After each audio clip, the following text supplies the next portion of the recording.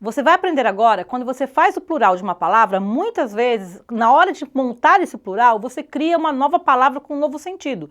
Isso é bastante comum e vocês sabem muito bem que o Enem adora cobrar mudança de sentido das palavras dentro de um contexto. Tudo depende do contexto. O Enem até nos cansa no excesso de textos que nos colocam para interpretar, não é verdade? E a gramática sempre aparece disfarçada nas questões de interpretação. E um desses disfarces é a questão do plural. Quando a gente pensa em plural das palavras, a gente pensa assim na desinência S, né? Casa, casas. Blusa, blusas. Ora, professora, não há mudança de blusa para blusas. O significado é o mesmo. Verdade, isso acontece na maioria das palavras da língua. Entretanto, há um grupo pequeno de palavras, depois vocês vão ver uma listinha maior. Aqui eu vou colocar 3 exemplos de palavras que quando você coloca no plural, elas alteram o sentido dessa palavra, gente. Então venha comigo numa bem comum de cair em concurso e vestibular, que é a palavra férias, no plural, que tem um sentido, e a palavra aféria, no singular, que tem outro sentido. Então veja, as férias é aquele período de tempo que você tira para descanso. Tradicionalmente a gente conhece, a gente adora, né? Muito bem, mas existe a expressão menos comum, a féria, chamamos de a féria do dia, é um ganho diário. É alguém que tem um trabalho e ganha por dia, tá? Então chamamos de féria do dia.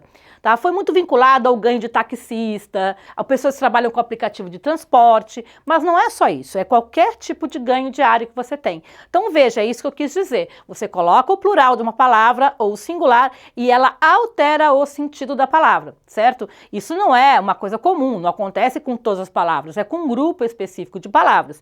E aqui são esses 3 exemplos que eu trouxe para vocês. O segundo exemplo é o exemplo da palavra arte. A arte, meu filho fez uma arte.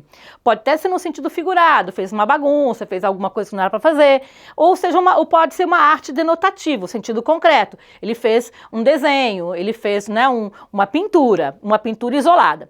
Mas quando eu falo as artes, falamos de um conjunto cultural de um país. Então as artes brasileiras envolvem música popular, envolve escultura, envolve teatro, enfim. Aí já é um contexto e um exemplário maior. Então muda o sentido. Tá? Um terceiro e último exemplo que eu vou colocar para vocês aqui é um sentido um pouco mais diferentão, de uma palavra comum, que é a palavra montante, tá? Que significa quantidade, né? Eu trouxe um montante de dinheiro para depositar no banco, né? E é um sentido técnico, no sentido de finanças ou de quantidade, um montante de canetas para a prova do Enem, então quantidade. Agora existe os montantes. Os montantes é um termo bastante específico para quem trabalha com construção. São partes que envolvem uma obra, uma parte lá de uma obra, né, de um umbral, quando você vai montar uma porta, tem aquelas partes todas para você montar a porta. E essas partes são chamadas de montantes.